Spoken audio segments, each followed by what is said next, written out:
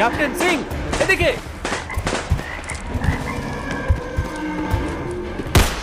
মেঘনাদ,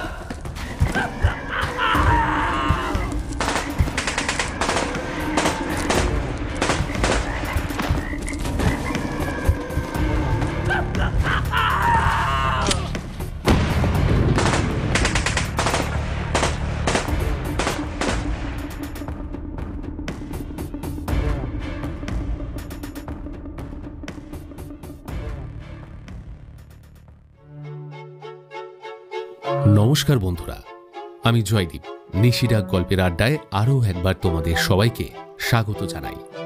রহস্যভেদী মেঘনাদ অর্থাৎ মেঘনাদ ভরদ্বাজ, মগজাস্ত্র আর আগ্নেয়াস্ত্র যার মূল হাতিয়ার, যদিও প্রথমটির প্রয়োগে সে বেশিরভাগ ক্ষেত্রেই বাজিমাত করেছে। মেঘনাদ আর অর্ণব অবিচ্ছিন্ন হৃদয়ের বন্ধু।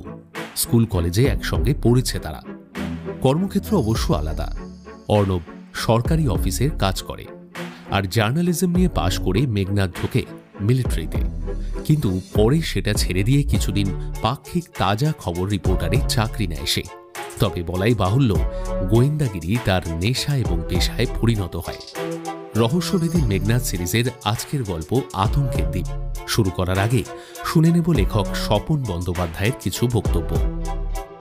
আমি স্বপন বন্দ্যোপাধ্যায়। প্রথমে আমি আমার প্রিয় শ্রোতাদের নতুন বছরের শুভেচ্ছা জানাই। সবার জীবন আনন্দময় হোক।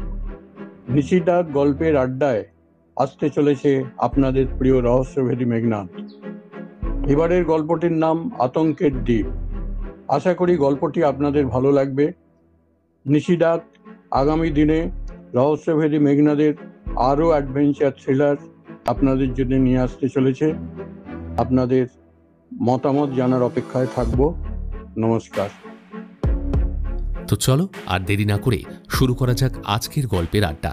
আর হ্যাঁ, গল্পটি ভালো লাগলে আর আমাদের উপস্থাপনা যদি পছন্দ হয়, অবশ্যই কিন্তু চ্যানেলটি সাবস্ক্রাইব করে দিতে হবে।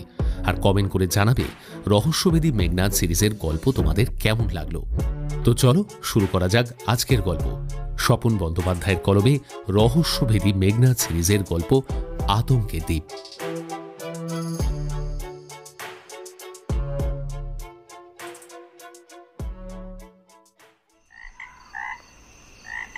আকাশে শুক্লপক্ষের ভরন্ত চাঁদটা মেঘের কোলে লুকোচুরি খেলছে।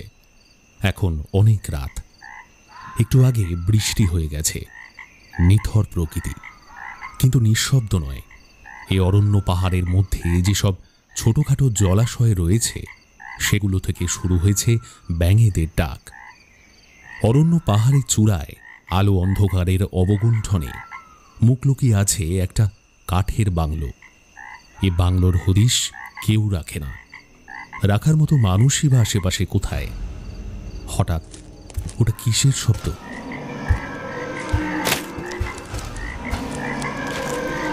আসরিক শক্তি প্রয়োগে একটার পর একটা কাঠের দেওয়াল, পার্টিশন সবকিছু চুরমার করতে করতে বাংলোর ভেতর থেকে লাফ দিয়ে বেরিয়ে এলো কি এক অতিকায় প্রাণী। নেমে আসতে লাগলো অরণ্য ভেদ করে। সেই মুহূর্তে আকাশের চাঁদটা ঢাকা পড়েছে এক বিশাল মেঘের আড়ালে। তার ছায়ায় হারিয়ে গেছে জ্যোৎস্নার আলো। সেই গভীর অন্ধকারে গা ঢাকা দিয়ে অতিকায় জীবনটা থপ থপ শব্দ তুলে এগিয়ে চলেছে সামনের নদীটার দিকে। একসময় সেই বিশাল দেহটা ঝাঁপিয়ে পড়ল নদীর জলে। আর ঠিক তখনই পাহাড় চূড়ার বাংলো থেকে ভেসে এলো এক বৃদ্ধ কণ্ঠের কাতর আহ্বান।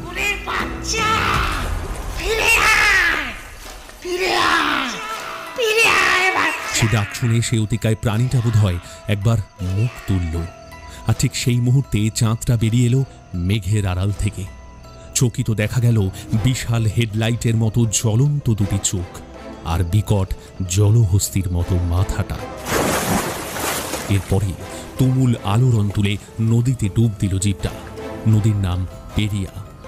ওদিকে ভাঙা বাংলোর ভেতর থেকে তখনও শোনা যাচ্ছে করুণ কণ্ঠস্বর।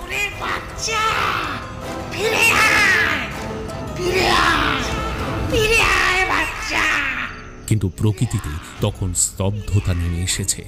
এমনকি ব্যাঙেদের ডাক পর্যন্ত থেমে গেছে।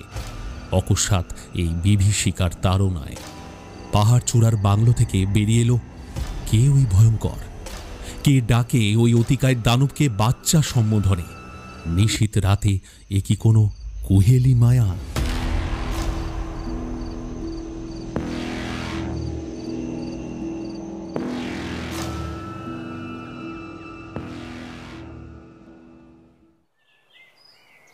ক্যাপ্টেন সিংকে তোর মনে আছে অর্ণব?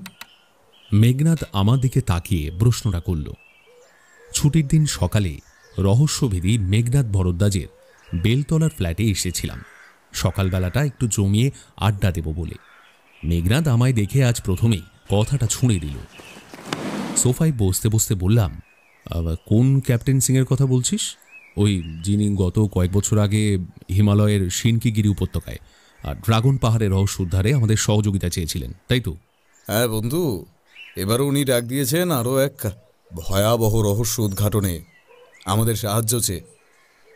তবে উনি এখন আর সেনাবাহিনীতে নেই, অবসর নিয়ে দক্ষিণ ভারতের তামিলনাড়ুর রাজ্য সীমানায় নতুন গড়ে ওঠা এক পর্যটক আবাসের উনি অধিকর্তা।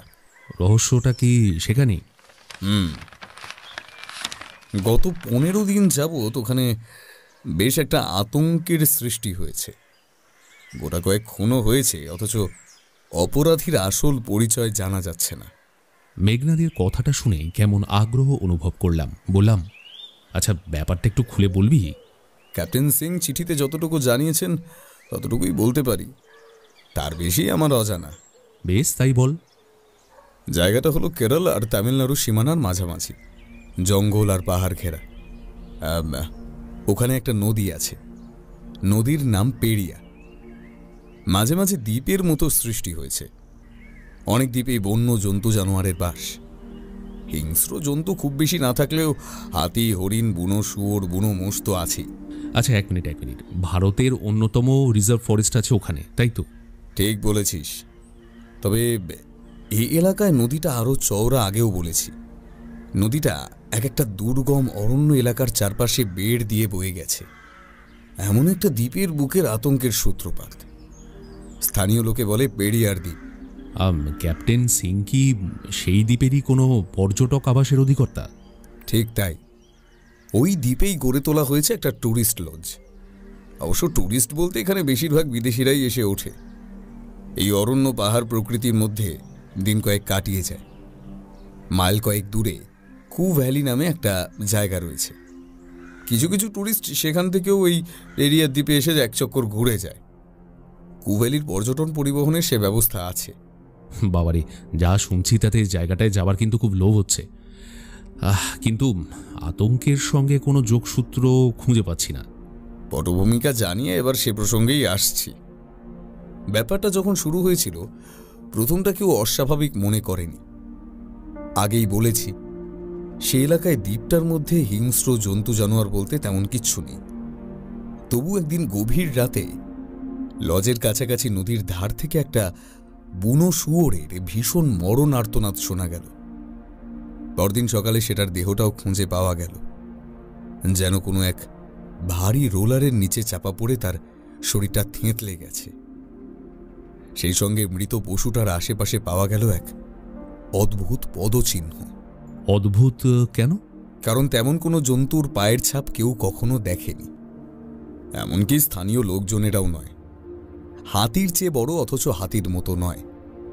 পায়ের ছাপ উঠে এসেছে নদী থেকে, ফিরেও গেছে নদীতে। হ্যাঁ, আশ্চর্য তো বটেই। এমন কি জানোয়ার ভূভারতে আছে যা ওই গভীর রাতে নদীর ভেতর থেকে উঠে এসে বুনো শুয়োরের মতো জন্তুকেও এভাবে হত্যা করে আবার নদীতেই ফিরে যায়? রহস্যটা অমীমাংসিতই থেকে গেল, কিন্তু ঘটনা থেমে রইল না। তারপর এক রাতে একটা হরিণ আর এক রাতে একটা মোষ মারা পড়ল।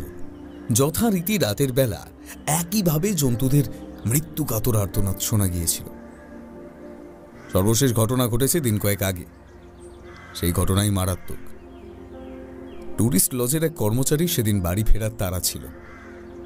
তার বাড়ি ওখান থেকে ওই কয়েক মাইল দূরে কু ভ্যালিতে। কিন্তু সেদিন সারা বিকেল বৃষ্টি হওয়ায় সে লজ ছেড়ে বেরোতে পারেনি। তারপর রাত 8টা নাগাদ বৃষ্টি থামলে সে বেরিয়ে পড়ল লজ ছেড়ে।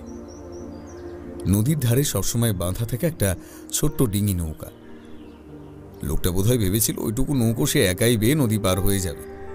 এসব এলাকার স্থানীয় লোক নৌকো চালনায় পটুই হয়, তাই ব্যাপারটা অসম্ভব মোটেই নয়। কিন্তু সেদিন নদীর ঘাট পর্যন্ত তার আর পৌঁছানো হয়নি। সেটাতেই লজ থেকে শোনা গিয়েছিল তার দুঃসহ মরণ আর্তনাদ। শুনে লজ শুদ্ধ লোক ঠকঠক করে কেঁপেছে। কারোর সাহস হয়নি সেই মুহূর্তে লজ ছেড়ে বেরুবার। কিন্তু ক্যাপ্টেন সিং খুব বেশি দেরি করেননি। মিলিটারি মানুষ, সাহসের অভাব নেই।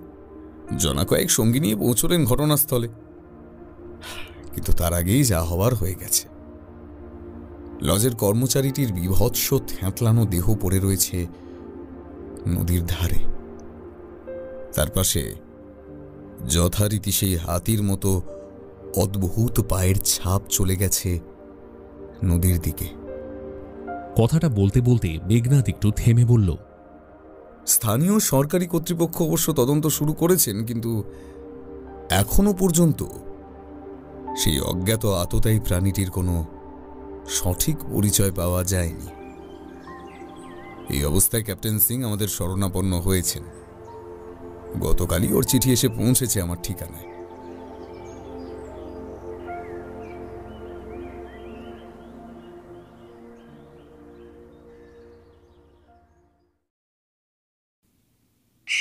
পেরিয়ার দ্বীপের ট্যুরিস্ট লজটা সত্যি খুব সুন্দর।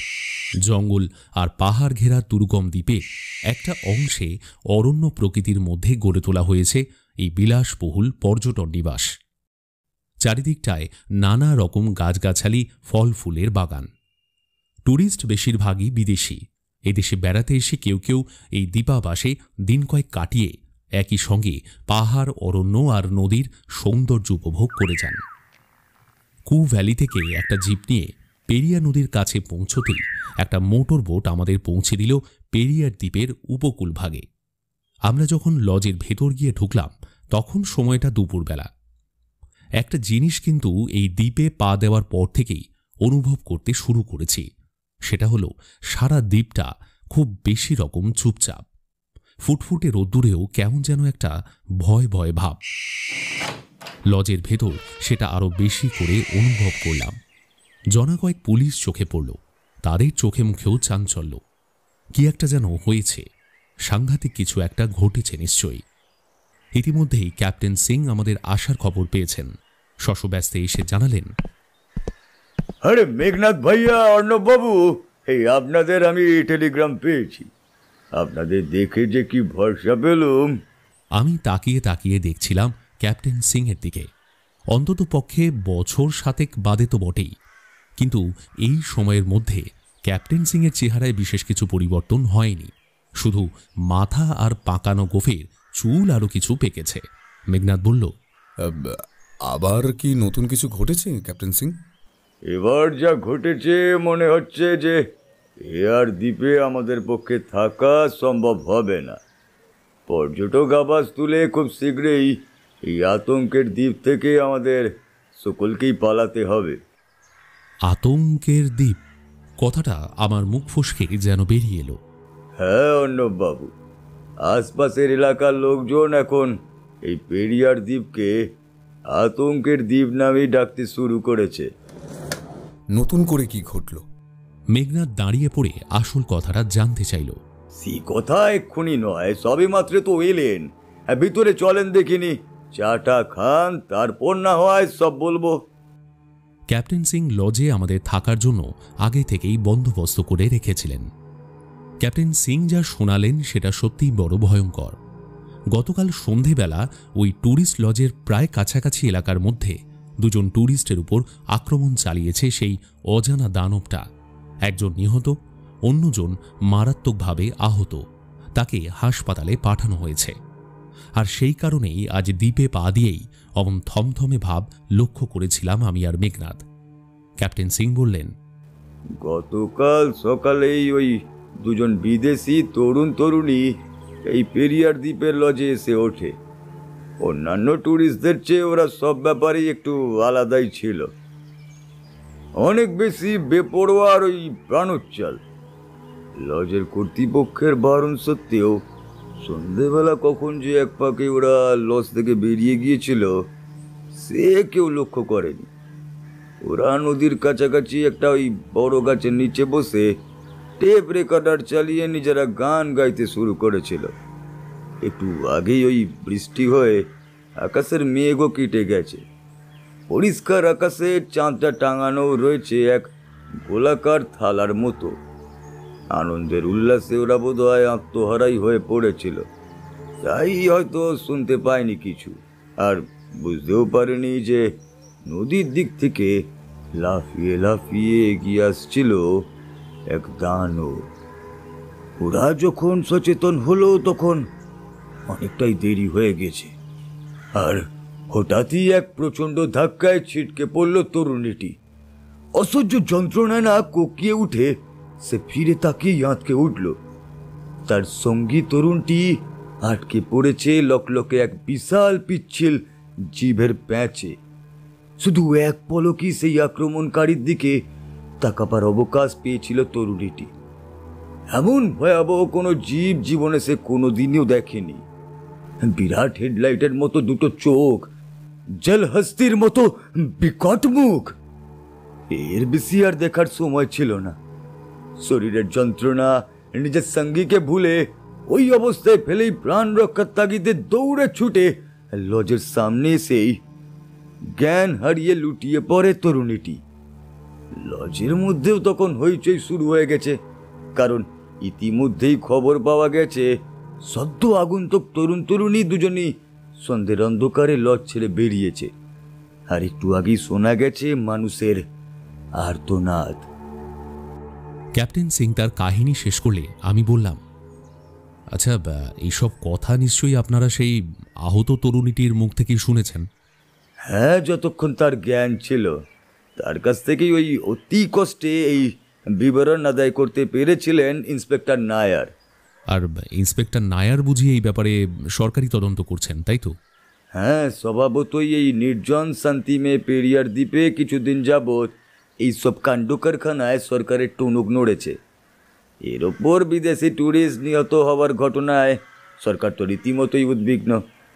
ইন্সপেক্টর নায়ার তার পুলিশ ফোর্স নিয়েছে আর সারাদিন দ্বীপে তল্লাশিও চালিয়েছেন, এমনকি নদীতে ডুবুরি নামাতেও বাকি রাখেননি, কিন্তু কিছুই পাওয়া যায়নি।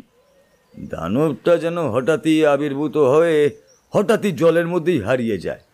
তার এতটুকু চিহ্ন খুঁজে পাওয়া যায় না। কিছুক্ষণ সময় আমরা কেউই কথা বললাম না। এক আশ্চর্য নৈশব্দ যেন বিরাজ করতে লাগলো ঘরের মধ্যে। তারপর মেঘনাদ হঠাৎ বলল, আচ্ছা ক্যাপ্টেন সিং, আপনি বলছেন মেয়েটি আর ছেলেটি যখন নদীর ধারে বেড়াতে গিয়েছিল সঙ্গে ছিল একটা টেপ রেকর্ডার এবং সেটা রেকর্ডিং চালু করে ওরা গান গাইছিল। তার মানে ঘটনাটা যখন ঘটেছিল সে সময়ের সমস্ত শব্দ সেই টেপ রেকর্ডারে রেকর্ডিং হওয়ার কথা। সেটার কি কোনো সন্ধান পাওয়া গেছে? ক্যাপ্টেন সিং যেন লাফিয়ে উঠলেন, উত্তেজিত স্বরে বললেন, ঠিক বলেছেন মেঘনাদ ভাইয়া। টেপ রেকর্ডারের কথা তো আমাদের কারুর মাথাতেই আসেনি, এমনকি ইন্সপেক্টর নায়ারের মাথাতেও না। গতকাল নদীর ধার থেকে আমরা সেই তরুণ তরুণীর দুটি সাইড ব্যাগ এবং টেপ রেকর্ডারটাও তুলে এনেছিলাম। হা, আমার মনে আছে। এখন সেটা কোথায় আছে সেটাই জানতে হবে। আচ্ছা, যাই হোক, আশা করছি যে আজ রাতের মধ্যে ওটা আপনার কাছে পৌঁছে দেব। দেখুন, যদি আপনার কোনো কাজে লাগে। সেই সঙ্গে আরও একটা জিনিস যদি সম্ভব হয়, সেই অজানা জিপটার পায়ের থাবার একটা ফটোগ্রাফ ইন্সপেক্টর নায়ারের কাছে হয়তো পাওয়া যেতে পারে। ক্যাপ্টেন সিং যেন একটু চিন্তা করলেন, তারপর বললেন, বেশ, আমি এক্ষুনি লোক পাঠাচ্ছি। ইন্সপেক্টর নায়ারকে আমার আগে থেকেই আপনার কথা বলা আছে, উনি সমস্তই সহযোগিতা করবেনও বলেছেন। ইতিমধ্যে রাজু ঘরে ঢুকে পড়েছে আমাদের জন্য আরেক প্রস্থ গরম কফি আর কাজু প্লেট নিয়ে। সেই রাতেই ক্যাপ্টেন সিং দুটি জিনিস মেঘনাদের কাছে পৌঁছে দিয়ে গেলেন: নিহত বিদেশি তরুণীটির টেপ রেকর্ডার আর সেই রহস্যময় ভয়াবহ জন্তুটার পায়ের ছাপের একটা ফটোগ্রাফ। সৌভাগ্যের বিষয়ে টেপ রেকর্ডারটা এত কাণ্ডের মধ্যেও মোটামুটি অক্ষত ছিল এবং তাতে সচল ক্যাসেটটি সেই ভয়ঙ্কর সময়ের আশেপাশের সমস্ত শব্দই তুলে রেখেছে। অনেক রাত পর্যন্ত মেঘনাদকে দেখলাম সেই ক্যাসেটটা চালিয়ে কান পেতে থাকতে, আর সেই লাল ডায়েরিটায় কী সব নোট করতে। ওর পাশে বেশ কিছুক্ষণ বসে রেকর্ডিং করা ক্যাসেটের শব্দগুলো আমিও শুনেছি।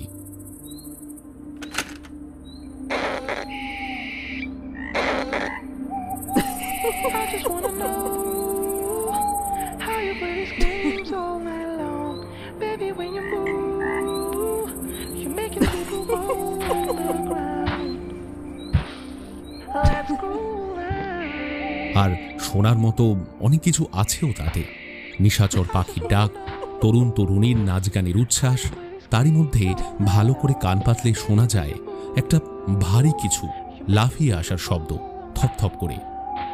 এই জান্তব পদশব্দটা বারবার ঘুরিয়ে ফিরিয়ে শুনছিল মেঘনাদ, আর মাঝে মাঝেই এই জন্তুটার থাবার ফটোগ্রাফ আলোর উপর রেখে কি যেন দেখছিল খুঁটিয়ে খুঁটিয়ে। মেঘনাদের এইসব কাণ্ড দেখতে দেখতে কখন যে ঘুমিয়ে পড়েছি কে জানে।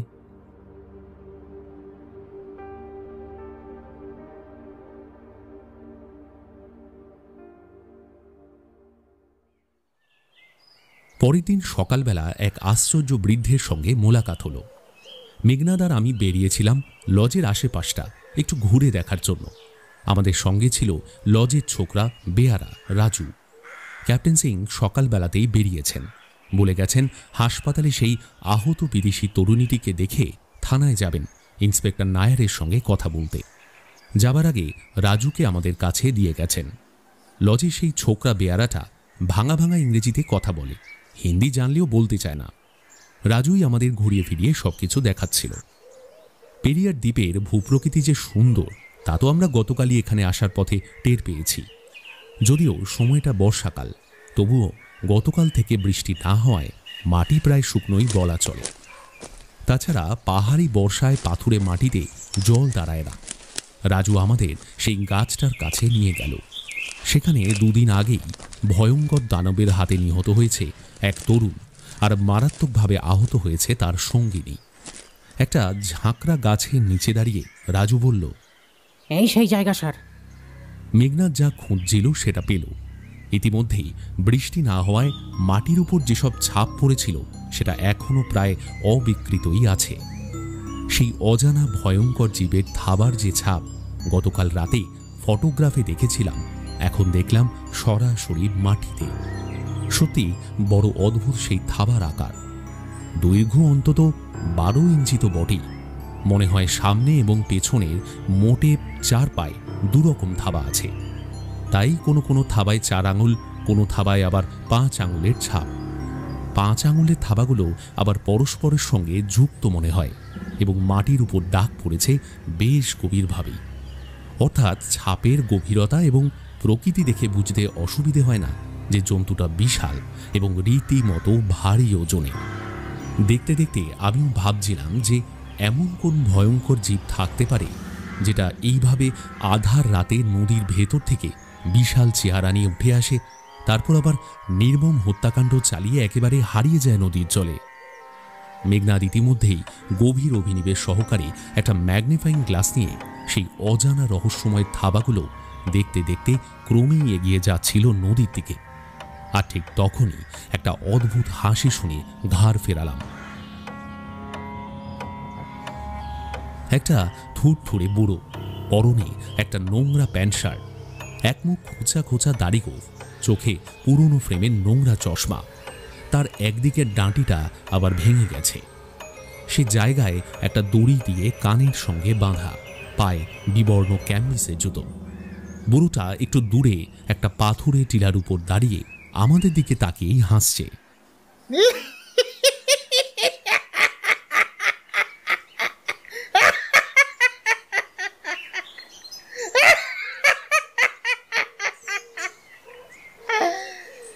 বলি, তোমরা বুঝি পুলিশের লোক?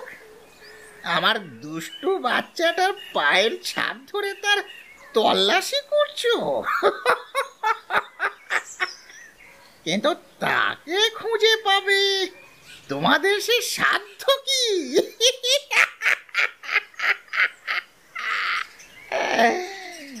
পারবি না রে, আমার বাচ্চাকে তোরা কেউ খুঁজে পাবি না। বাচ্চা আমার বড় অভিমানী, কিন্তু কেন যে আমার বাচ্চা দুষ্টুমি করে বেড়াচ্ছে তা একমাত্র আমি বুঝি। এসব কি বলছে ওই বৃদ্ধ? সত্যি কি উন্মাদ নাকি? এর মধ্যেই মেঘনাদ কখন একসময় আমার পাশে এসে দাঁড়িয়েছে খেয়াল করিনি। চমক ভাঙল ওর কণ্ঠস্বর শুনে। আপনার বাচ্চার অভিমানের কারণটা কি প্রফেসর? মেঘনাদের কথাটাও কম হেয়ালিপূর্ণ নয়। দেখলাম মেঘনাদের কথায় চমকে একবার ওর দিকে তাকালো বৃদ্ধ। ঝাপসা কাঁচের ভেতর ফুটে উঠল দুটো অন্তর্ভেদী চোখের দৃষ্টি। তারপর আবার সে কি হাসির ঘটা। মেঘনাদ এতটুকু বিচলিত হল না, বলল, জানেন কি প্রফেসর, আপনার বাচ্চাটি এখন মানুষের এক ভয়ঙ্কর শত্রু। ওকে আমরা খুঁজে বার করে শেষ করে দেব। সঙ্গে সঙ্গে ক্ষিপ্ত চিৎকার শোনা গেল সেই বৃদ্ধের কণ্ঠে। থামো, থামো হে নির্বোধ, এ কথা বলতে লজ্জা করে না তোমাদের? আমার ওই বাচ্চার তোমাদের কতটুকু ক্ষতি করার সাধ্য? তার চেয়ে মানুষেরই অনেক বড় শত্রু তোমরাই, মানুষেরাই। হিরোশিমায় অ্যাটম বোমা ছুঁড়ে হাজার হাজার মানুষকে হত্যা করেছে কে? আজও প্রতিদিন পৃথিবীর বিভিন্ন সীমান্তে যুদ্ধে মরছে শত শত মানুষ, মরছে। কে মারছে তাদের? আর ঘরের পাশে ভূপালে এই তো সেদিন গ্যাস লিক করে মরল, পঙ্গু হলো কত হাজার হাজার মানুষ। কাদের অপদার্থতা, অমানসিক লোভের পরিণাম এইগুলো। মহাকাশে যুদ্ধের মহড়া দিয়ে কারা অস্ত্র সানাচ্ছে মানব জাতিকে ধ্বংস করার জন্য? তোরা, তোরা শালা তোরা। মানুষেরাই আজ মানুষের সবচেয়ে বড় শত্রু।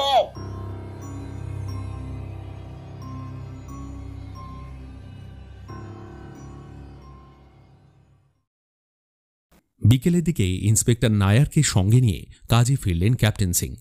ইন্সপেক্টর এসেছেন আমাদের সঙ্গে আলাপ করতে। ইন্সপেক্টর নায়ার মানুষটি ভালোই লাগলো। মেঘনাদের দুহাত ঝাঁকিয়ে বেশ অন্তরঙ্গ ভঙ্গিতেই বললেন, আপনার কথা कैप्टन सिंह এর মুখে बहुत सुना है मिस्टर भरद्वाज।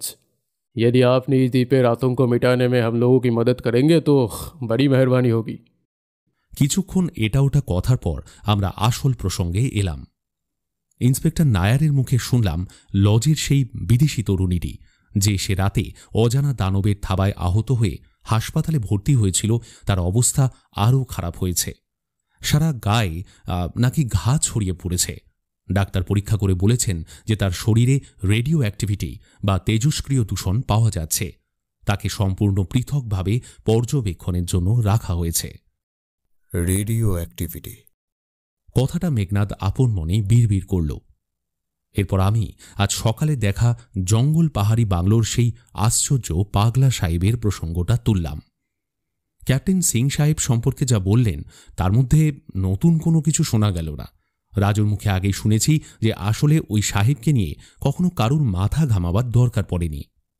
ইন্সপেক্টর নায়ার কিন্তু সবটা শুনে একটা নতুন তথ্য জানালেন, সেটাও কম বিস্ময়কর নয়। তিনি বললেন, अरे अर्नब बाबू, आप कह रहे कि वो पागला साहेबेर पाए कैम्बिसे जूतो छिलो। देखिए, मुझे लगता है कि आज के एक नतून रहस्येर उद्घाटन हलो। हाँ, নতুন রহস্য? अरे हाँ, देखिए मामला कुछ यूँ है कि प्राय जेकोबारी ওই অজানা দানব হত্যাকাণ্ড চালিয়ে ফিরে গেছে তার বিশাল থাবার ছাপের কাছাকাছি एक कैम्बिसे जूतो पड़ा पैरों का निशान भी मिला था। इसका मतलब समझ रहे ना आप?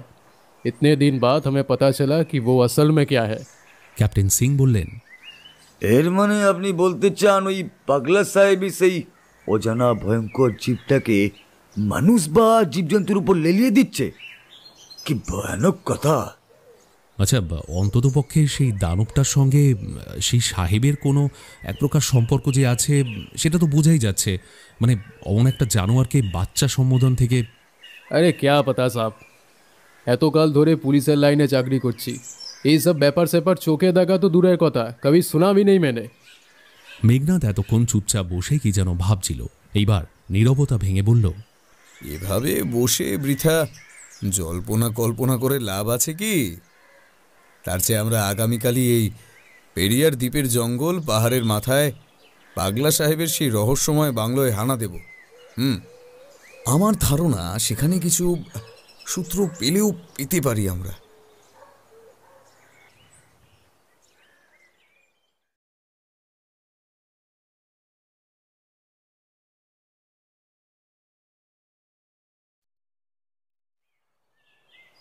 বেরোবার ব্যবস্থা আমাদের তখন সম্পূর্ণ।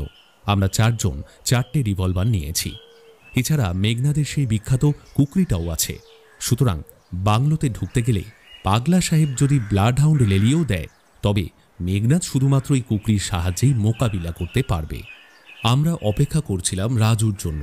ভোরবেলা ও কি একটা কাজে বেরিয়েছে, এখনই ফিরে আসার কথা। সকাল 9টা নাগাদ হাঁপাতে হাঁপাতে রাজু এলো।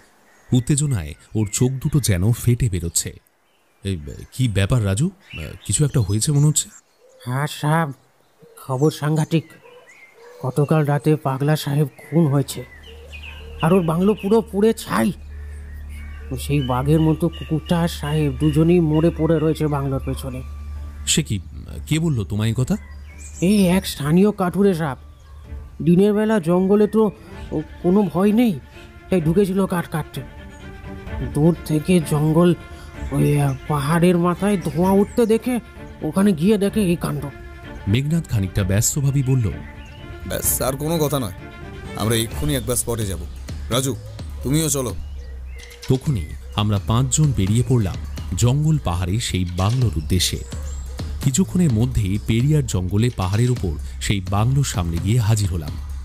বাংলোকে এখন অবশ্য আর চেনার উপায় নেই, প্রায় গোটাটাই পুড়ে গেছে।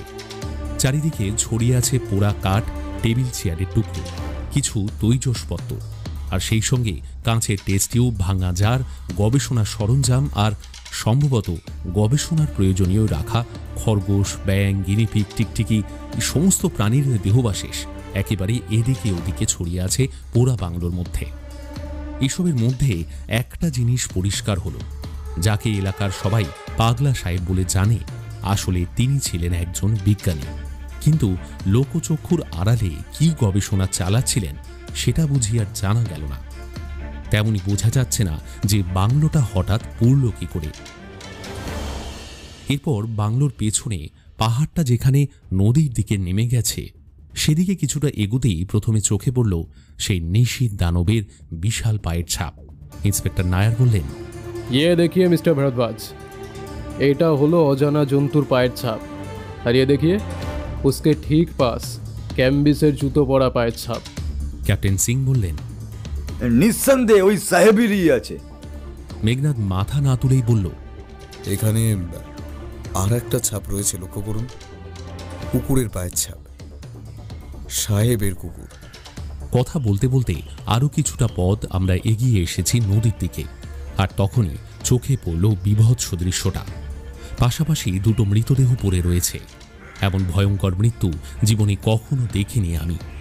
ব্লাড হাউন্ডের মতো হিংস্র কুকুরকেও হত্যা করে শরীর থেকে মাংস খুবলে খেয়ে যেতে পারে যে জীব, সে যে কি ভয়ঙ্কর দানব সেটা সহজেই অনুমেয়।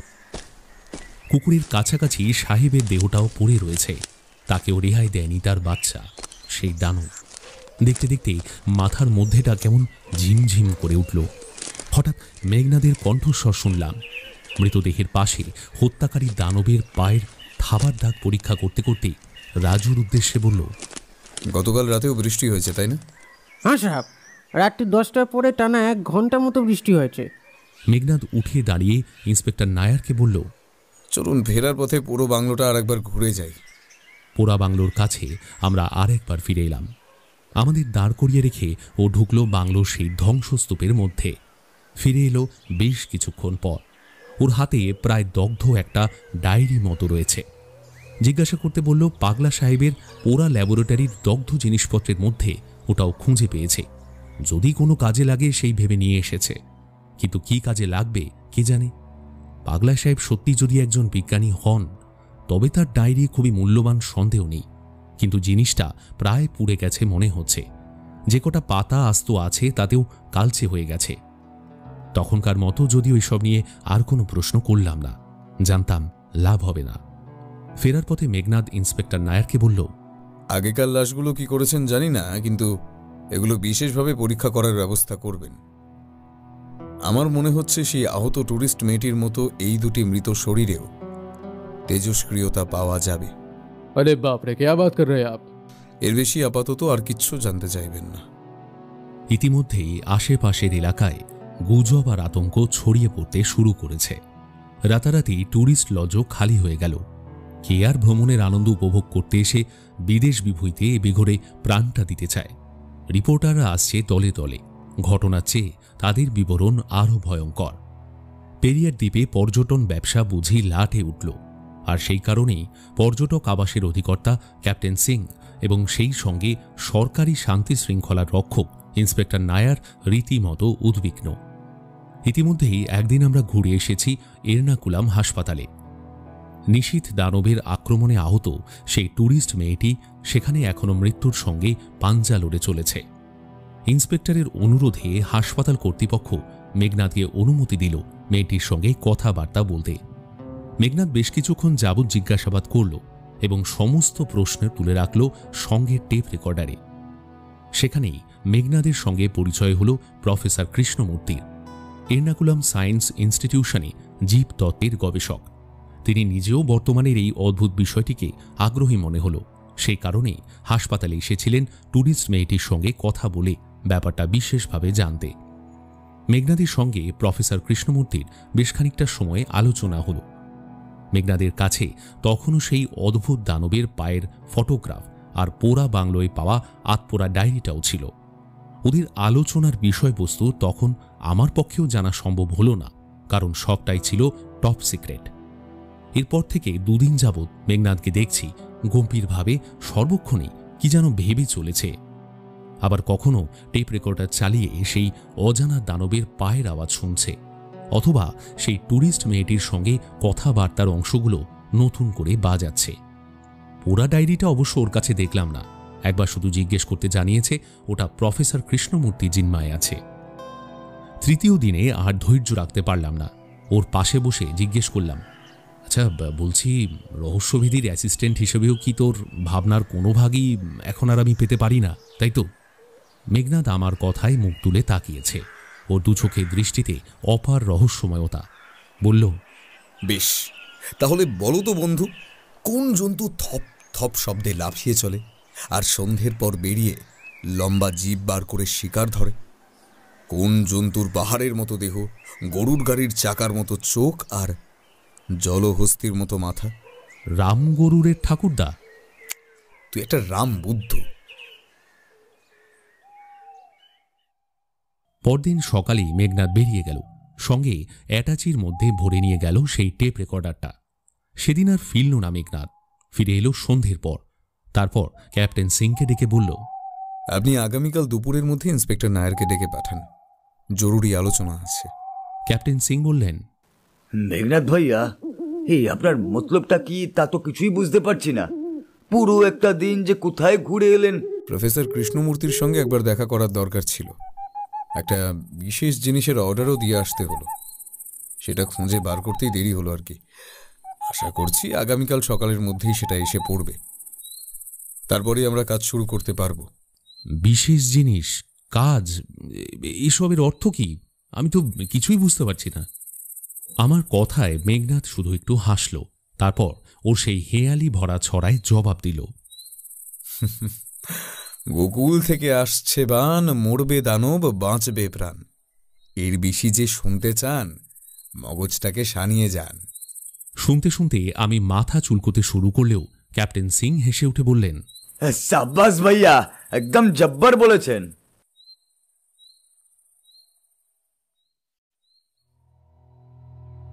পরদিন সকালেই একটা লোক এসে হাজির হলো পেরিয়ার দ্বীপের লজে, হাতে একটা বড় সড়ো প্যাকেট। লোকটা মেঘনাদের হাতে প্যাকেটটা দিয়ে দাম আর বকশিস নিয়ে লম্বা সেলাম থেকে চলে গেল। এর মধ্যে কি গোকুল থেকে আমদানি করা বান আছে নাকি? কিন্তু প্যাকেটের আকার দেখে তো মনে হচ্ছে বোমা। বোমাও নয়, বেলুন। বেলুন? এবার আমিও যেন আকাশ থেকে পড়লাম। হঠাৎ এ সময় বেলুনের দরকার হলো কেন মেঘনাদের? কিন্তু জানতাম এখন আর এসব প্রশ্ন জিজ্ঞাসা করে কোনো লাভ নেই। এখনই হয়তো নতুন হেয়ালি ছড়া শুনিয়ে বসবে। অতএব চুপ মেরেই রইলাম। বিকেলের দিকে ইন্সপেক্টর নায়ার এলেন। তারপর লজের অফিস ঘরে মন্ত্রণা বসল। আতঙ্ক দ্বীপের আতঙ্ক মোচনে মেঘনাদের মতলব সম্পর্কে মন্ত্রণা। কিন্তু মেঘনাদের পরিকল্পনার কথা শুনে আমরা সবাই তাজ্জব বনে গেলাম। এ কি সম্ভব? এমনকি ক্যাপ্টেন সিংও সন্দেহ প্রকাশ করে বললেন, মেঘনাদ ভাইয়া, এভাবে কি সত্যি আমাদের উদ্দেশ্য সিদ্ধ হবে? হে, আপনার কি ধারণা? এছাড়া আর কোনো পথ নেই। বুঝলাম মেঘনাদ এখন গোঁ ধরেছে। সম্ভব বা অসম্ভব হোক, সে কাজ করবেই।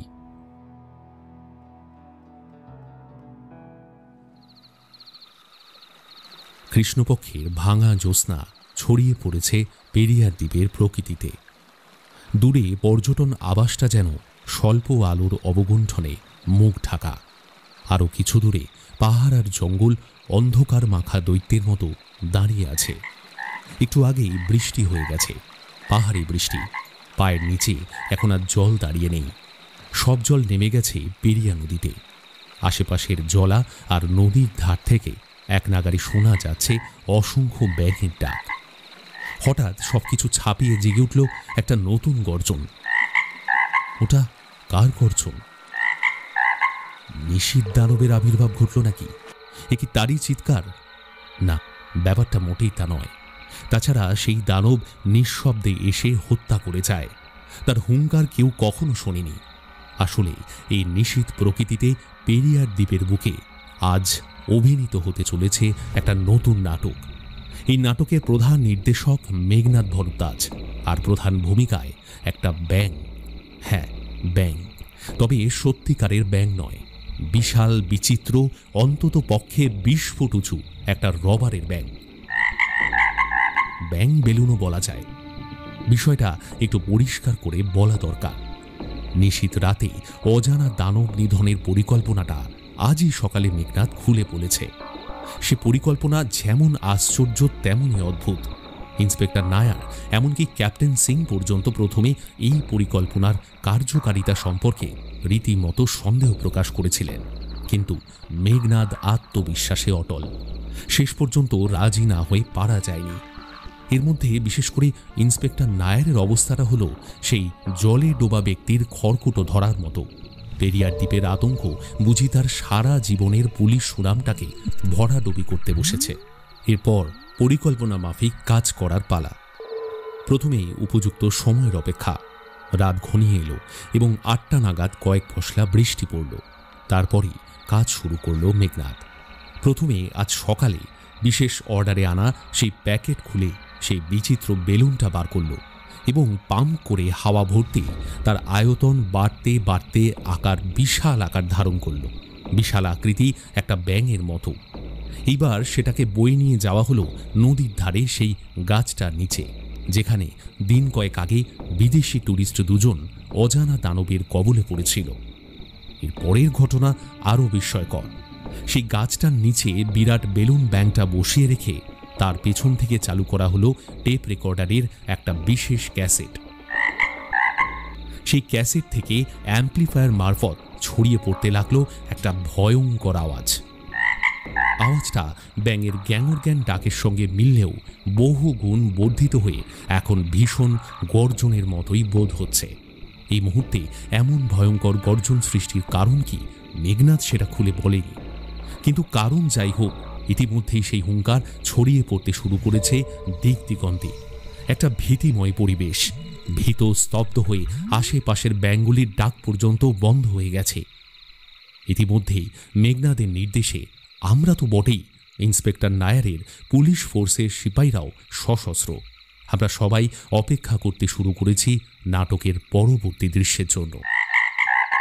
মেঘনাদের ধারণা, তার বিশ্লেষণ এবং পরিকল্পনা যদি সঠিক হয় তবে তার কিছুক্ষণের মধ্যেই প্রতীক্ষার অবসান হবে। একসময় সত্যি প্রতীক্ষার অবসান হল। পেরিয়া নদীর বুকে আলোড়ন উঠল। জল থেকে উঠে আসছে মূর্তিমান শয়তানের মতো বিশাল আকৃতি এক জন্তু দানব। রাতের প্রকৃতি শিহরিত।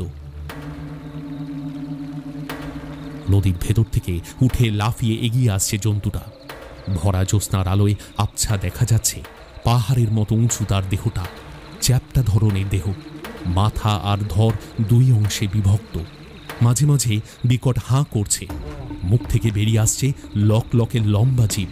মাথার উপরে গরুর গাড়ির চাকার মতোই বিশাল দুটি চোখে যেন নরকের আগুন। কি ধরনের জন্তু এটা? পৃথিবীতে এমন জন্তুর খোঁজ আগে কেউ কখনো পেয়েছে? থপ থপ শব্দে লাফিয়ে লাফিয়ে জন্তু দানবটা ক্রমশ এগিয়ে আসছে। ওর লক্ষ্য গাছের নিচে ওই বেলুন ব্যাংকটা, যেখান থেকে টেপ রেকর্ডারের মারফত ছড়িয়ে যাচ্ছে একটা বিচিত্র গর্জন। আতঙ্কে বায়ু প্রবাহ পর্যন্ত থেমে গেছে। গাছের পাতা নড়ছে না। দৈত্যের মতো পাহাড়, জঙ্গল আর জড়সড় টুরিস্ট লজটাও রুদ্ধশ্বাসে অপেক্ষা করছে কি হয়। হঠাৎ মেঘনাদের চিৎকার শোনা গেল। ইন্সপেক্টর নায়ার, সবাইকে পজিশন নিতে বলুন। সম্ভব হলে জন্তুটাকে বন্দি করতে হবে। ইন্সপেক্টর নায়ারের নির্দেশ শোনা গেল। সিপাহী লোক, টেক পজিশনস। সঙ্গে সঙ্গে চারিদিক থেকে ঘিরে দাঁড়ালো ইন্সপেক্টর নায়ারের সিপাহী ফোর্স। আর তারপরে শুরু হলো কাণ্ডটা। সেই ভয়ঙ্কর জন্তু দানবটা খুব শিগগিরই বুঝতে পারল তাকে ঠকিয়ে ফাঁদে ফেলা হয়েছে। আর তারপরে সে ভীষণ আক্রোশে ঝাঁপিয়ে পড়ল সিপাহীদের উপর। রাক্ষসে লকলকে আঠালো জিভে ছড়িয়ে নিয়ে মুখে তুলে আছড়ে ফেলল সামনের সিপাহীটাকে। তার ভারী দেহের ঝটকায় আরেকজন ছিটকে পড়ল শক্ত পাথরের উপর। ভেঙে গেল বুঝি হাড়।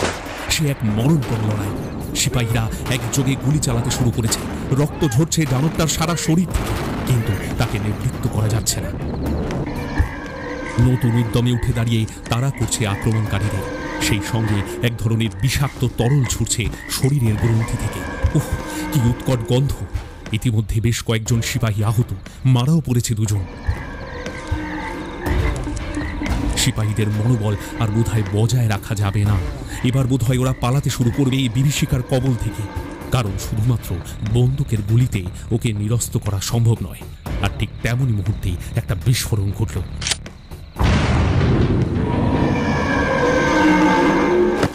পাহাড়ের মতো দেহ নিয়ে সেই দানবটা হুমড়ি খেয়ে পড়ল মাটির উপর।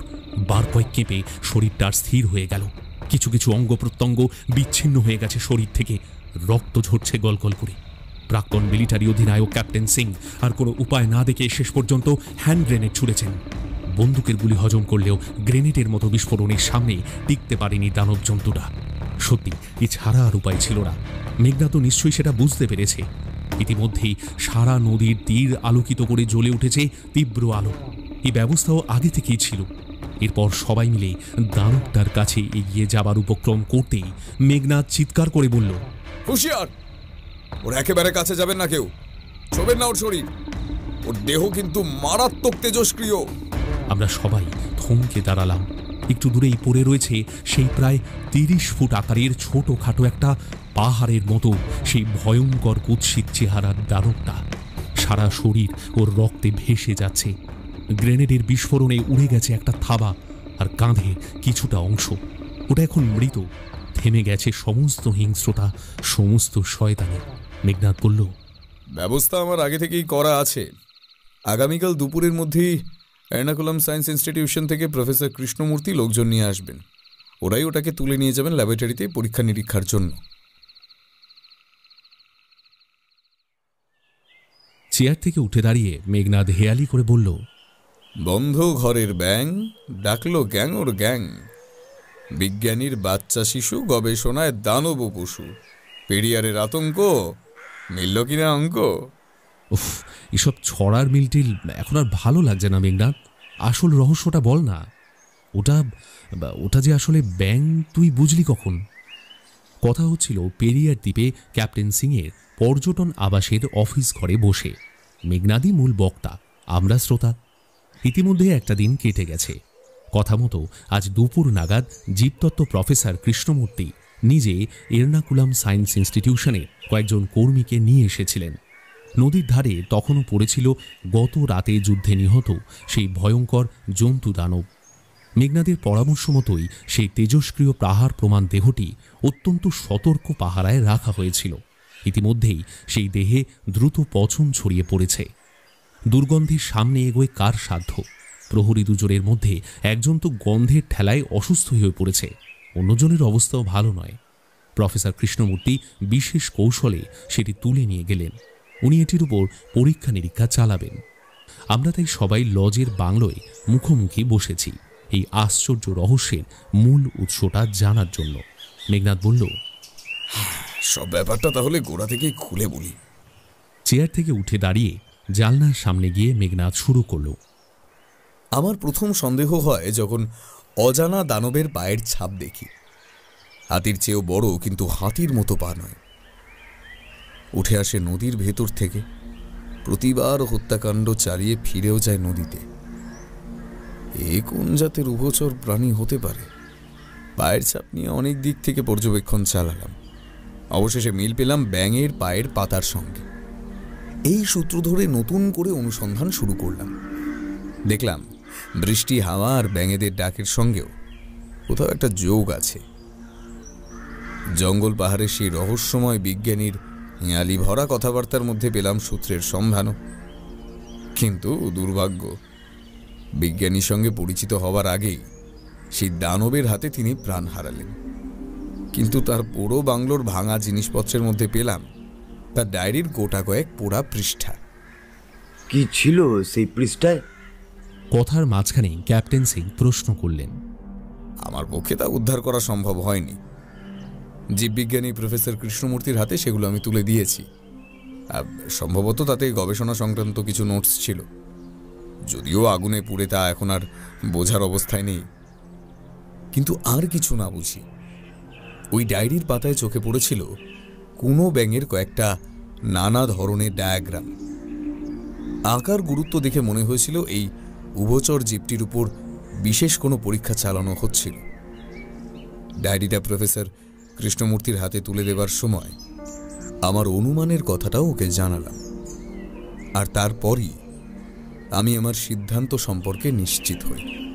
কিন্তু এটা বুঝতে পারছি না যে একটা 6 ইঞ্চি আকারের কোনো ব্যাঙ কোন আশ্চর্য জাদুতে 30 ফুট দৈর্ঘ্যের দানবে পরিণত হলো। মানে তুই কি মনে করিস মেঘনাদ, যে ওকে দানব বানিয়ে সেই পাগলা বিজ্ঞানী কোনো বিশেষ উদ্দেশ্য চরিতার্থ করতে চেয়েছিল নাকি? তোর দ্বিতীয় প্রশ্নের উত্তর আমার সঠিক জানা নেই, তবে বিজ্ঞানী তো জাদুকর নয়। সে বিজ্ঞানী ব্যাঙটার উপর নিশ্চয়ই পরীক্ষা নিরীক্ষা চালাচ্ছিলেন, আর হয়তো তার দানব আকৃতি আর প্রকৃতির মূলে ছিল প্রচণ্ড তেজস্ক্রিয় প্রতিক্রিয়া। তেজস্ক্রিয় প্রতিক্রিয়া? আমার তাই বিশ্বাস। যে কোনো বিজ্ঞান গবেষণাতেই ব্যাঙের উপর পরীক্ষা চালাতে পছন্দ করেন বিজ্ঞানীরা। তোরা তো জানিস, শরীরবৃত্তীয় কারণে মানুষের সঙ্গে ব্যাঙের প্রচুর মিল, আর সেই ব্যাঙ হল উভচর শ্রেণীর অন্তর্গত সেলিয়েন্সিয়া বা অ্যানিউরা বর্গের প্রাণী। এরা জীবনের কিছু অংশ জলে এবং কিছু অংশ ডাঙায় কাটায়। আমার ধারণা, মানুষ বা জন্তুর দেহের উপর বিশেষ কোনো তেজস্ক্রিয় প্রতিক্রিয়া বা প্রভাব জানার জন্যই ব্যাঙটার উপর সেই জংলা পাহাড়ের বিজ্ঞানী গবেষণা চালাতে শুরু করেন, যার পরিণতি হয়তো তারও জানা ছিল না। পরিণতি হলো দুর্ভাগ্যজনক। তেজস্ক্রিয়তার প্রভাবে ব্যাঙটার দেহকোষের বিরাট পরিবর্তন হলো। আকার হয়ে গেল বিশাল এবং প্রকৃতি হিংস্র। রাক্ষসে প্রতিহিংসায় তার স্রষ্টা বিজ্ঞানীকেও জীবন দিতে হলো। কিছুক্ষণ কেউ কোনো কথা বললাম না। সবটাই কেমন অদ্ভুত, বিস্ময়কর। কিন্তু পৃথিবীর কতটুকু বিস্ময়ের হদিশ আমরা আজ পর্যন্ত করতে পেরেছি। হঠাৎ ক্যাপ্টেন সিং নীরবতা ভেঙে মাথা নেড়ে বললেন, রেডিও অ্যাক্টিভিটি বা তেজস্ক্রিয়তার প্রভাব মানুষের দেহে যে কি ভয়ানক হতে পারে তার নিদর্শন তো আমরা গত মহাযুদ্ধে হিরোশিমাতেই দেখেছি। অ্যাটম বোমার আঘাতে সেদিন যে তেজস্ক্রিয়তা ছড়িয়ে পড়েছিল তাতে মরেছে হাজারে হাজারে মানুষ, আর যারা বেঁচেছে দেহ হয়েছে তাদের কুৎসিত, বিকৃত, বেঢাপকা। এখন তো শুনতে পাই অ্যাটম বোমার চেয়েও 1000 গুণ শক্তিশালী তেজস্ক্রিয় মারণাস্ত্র আবিষ্কার করেছে মানুষই। তার প্রতিক্রিয়ায় আর কত কি না হতে পারে। ব্যাঙের দানব তো আর কোন ছাড়। ইন্সপেক্টর নায়ার যেন আর ধৈর্য রাখতে পারছিলেন না, বললেন, अरे लेकिन उसको मारने के लिए इतना नाटक क्यों किया, पहले वो बताइए। প্রশ্নটা যদিও আমাদের সকলের মনেই উঁকি দিচ্ছিল, মেঘনাদ এই প্রশ্নের সহসা কোনো উত্তর দিল না। সোফা ছেড়ে উঠে গিয়ে আবার দাঁড়ালো জানলাটার কাছে, একটা সিগারেট ধরিয়ে কিছুক্ষণ চুপচাপ তাকিয়ে রইল বাইরের দিকে। আজ ওখানে নির্মল প্রকৃতি, আতঙ্কের চিহ্ন পর্যন্ত নেই। নদীর ধারে আবার নিশ্চিন্তে বেড়াতে বেরিয়েছে ভ্রমণ পিপাসুর দল। একটা স্টিমবোটে চেপে আসছে 3 জন বিদেশি পর্যটক, দিন কয়েকের জন্য এই দ্বীপের অতিথি হতে। মেঘনাদ এবার ঘুরে দাঁড়িয়ে আবার বলতে শুরু করল। সে ভয়ঙ্কর নিশ্চিত দানবের প্রকৃতি আর চরিত্রটা সম্পর্কে যে মুহূর্তে নিশ্চিত হলাম, সেই মুহূর্তেই তাকে ধ্বংস করার পরিকল্পনাটাও মাথায় খেলে গেল। এমন ফাঁদ না বাতলে সে হয়তো এত সহজে ধরা দিত না। তার কোন প্রকৃতির কথা বলছিস বলতো মেঘনাদ? আকারে দানব হলেও ব্যাঙের আদিম প্রকৃতি তার নষ্ট হয়নি। ব্যাঙের স্বভাবই হলো সন্ধ্যের পর শিকার ধরতে বেরোনো। এক্ষেত্রে তার আকার এবং আয়তন অনুপাতে শক্তির পরিমাণও আমাদের পক্ষে ভয়ঙ্কর হয়ে উঠেছে। শুধু তাই নয়, বর্ষাকালে ব্যাঙের আরেকটা প্রকৃতিগত অভ্যাস আছে। তা হলো বৃষ্টির পর খাল বিলে গ্যাংওর গ্যাং শব্দে পুরুষ ব্যাঙ ডাকে। আর সেই কারণেই প্রতি বর্ষার শেষে সেই দানব ব্যাঙটা বুঝতে পারত যে সে একান্তই নিঃসঙ্গ, আর তখনই ক্ষিপ্ত হয়ে একের পর এক ধ্বংসকার্য চালাতো। এবং একই কারণে সে তার স্রষ্টা জংলা পাহাড়ের বৃদ্ধ বিজ্ঞানীকেই রেহাই দেয়নি। আবার খানিকক্ষণ স্তব্ধতা। এবার স্তব্ধতা ভেঙে আমি বললাম, আচ্ছা, বিশাল বেলুন ব্যাঙ বানিয়ে তাকে প্রলুব্ধ করার প্ল্যানটা না হয় বুঝলাম, কিন্তু ওই টেপ রেকর্ডার থেকে অ্যাম্প্লিফায়ার মারফত ওই ভয়ঙ্কর ব্যাঙের ডাক, মানে ওটা কি কারণে বাজানো হয়েছে? ঠিক বলেছিস। মেঘনাদ আমার পিঠে একটা চাপড় মেরে বলল, ওটা না বাজালে হয়তো সে অত তাড়াতাড়ি নদীর ভেতর থেকে উঠে আসতো না। এইবার উঠে দাঁড়ালেন ইন্সপেক্টর নায়ার। মেঘনাদের কাছে এগিয়ে এসে গভীর আন্তরিকতায় ওর হাত দুটো চেপে ধরে বললেন, क्या बात मिस्टर भारद्वाज, क्या बात। सच्ची बताओ, उस दिन आपके प्लान को मैंने नकार दिया था क्योंकि मुझे वैसे कुछ समझ नहीं आया था। I am really sorry. आपके साथ काम करके मज़ा आया। फिर मिलेंगे, हाँ फिर मिलेंगे। মেঘনাদ কি একটা বলতে যাচ্ছিল, কিন্তু তার আগেই রাজু এসে ঘরে ঢুকলো, ওর হাতে ট্রে ভর্তি খাবার আর কফি। আমার কানে তখনও বাজছে মেঘনাদের সেই ছড়াটা, বন্ধ ঘরের ব্যাঙ ডাকলো গ্যাংওর গ্যাং, বিজ্ঞানীর বাচ্চা শিশু গবেষণায় দানব পশু, পেরিয়ারের আতঙ্ক মিলল কিনা অঙ্ক। হ্যাঁ, অঙ্ক মিলে গেছে।